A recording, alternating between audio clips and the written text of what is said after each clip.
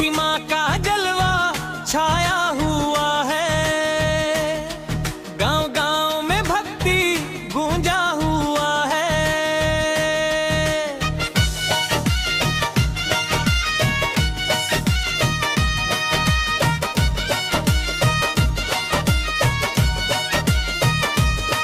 छठी माँ का जलवा छाया हुआ है, गांव गांव में भक्ति गूंजा हुआ है।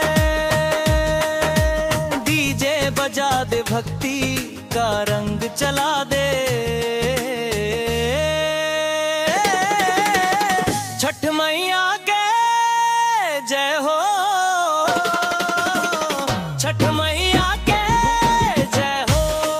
छठ मैया के, छठ मैया के जय हो, छठ मैया के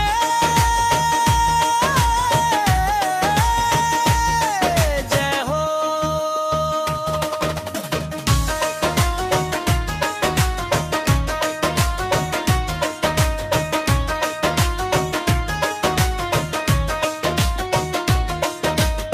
घाट पे उमड़ल बा भीड़ भारी, सजे थारी और फूल पियारी, अर्घ देवे सब भोर भीन, सारे गूंजे गीत मैया के द्वारे।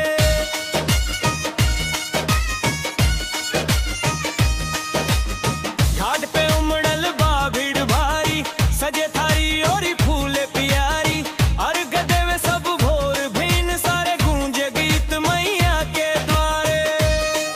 उग सूरज देव मैया के आंगन में, बरसा खुशियां सबके जीवन में।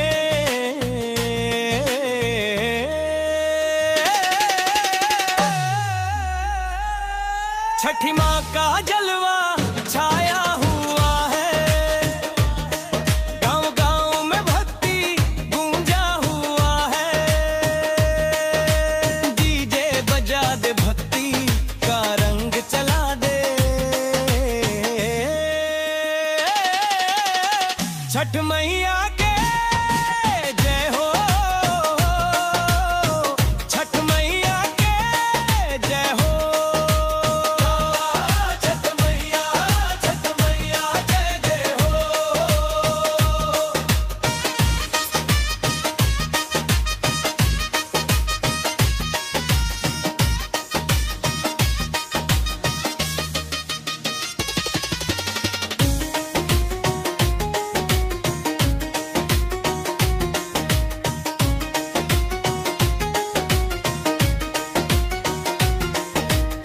लाल चुनरिया लहरावले बानी, सूपवा में फल सजवले बानी, गंगा जल से पवित्र तनवा, भक्ति में डूबल जन जनवा।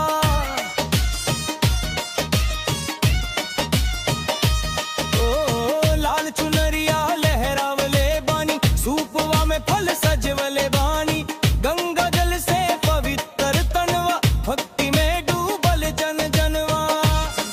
छठ मैया तोहरा शेर जे पारी बार बार।